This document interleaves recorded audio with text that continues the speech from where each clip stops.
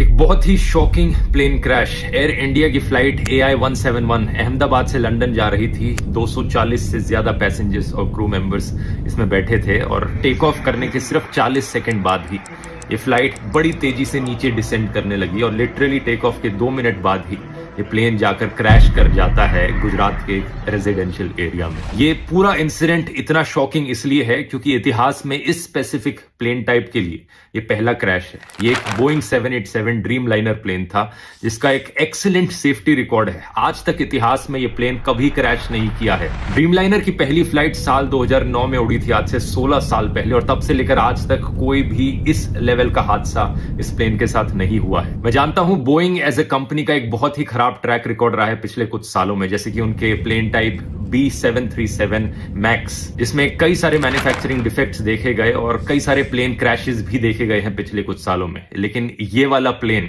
वो नहीं था। इस प्लेन का स्पेसिफिक कोड नंबर VTANB था, जिसे आप इंटरनेट पर जाकर सर्च करोगे तो सारा डेटा मिल जाएगा। ये 11 साल पुराना प्लेन था, कोई ज्यादा पुराना प्लेन नहीं था। ड्रीम लाइनर्स का लाइफ स्पैन 20 से 30 साल तक का होता है। जो पायलट इस प्लेन को उड़ा रहे थे, कैप्टन सुमित सबरवाल, उनका खुद का भी 8200 फ्लाइट आवर्स का फ्लाइट एक्सपीरियंस था, जो कि बहुत अच्छा होता है। तो पायलट भी इनएक्सपीरियंस नहीं थे। अगला सवाल आपके दिमाग में आएगा कि क्या वेदर खराब था? ऐसा भी नहीं था। 1:30 बजे दोपहर के ये क्रैश हुआ। वेदर कंडीशंस अगर देखी जाए तो लगभग 40 डिग्री सेल्सियस के आसपास का तापमान था। कोई ज्यादा तेज हवाएं नहीं चल रही थी। विजिबिलिटी जो थी बहुत ही अच्छी थी, 6 किलोमीटर से ज्यादा की विजिबिलिटी। तो ऐसे में सवाल उठता है कि यहां प्रॉब्लम कहां पर हुई। इसका असली जवाब हमें जल्द ही पता लगेगा। अभी प्लेन के ब्लैक बॉक्स से इंफॉर्मेशन को रिट्रीव किया जा रहा है, लेकिन मोस्ट लाइकली ये पूरा हादसा एक बहुत ही भयंकर टेक्निकल फेलियर का लग रहा है। क्या यहां पर कोई इंजन फेलियर हुआ है मेंटेनेंस फेलियर की वजह से? इसका असली जवाब तो हमें तभी पता लगेगा जब ब्लैक बॉक्स को रिट्रीव करके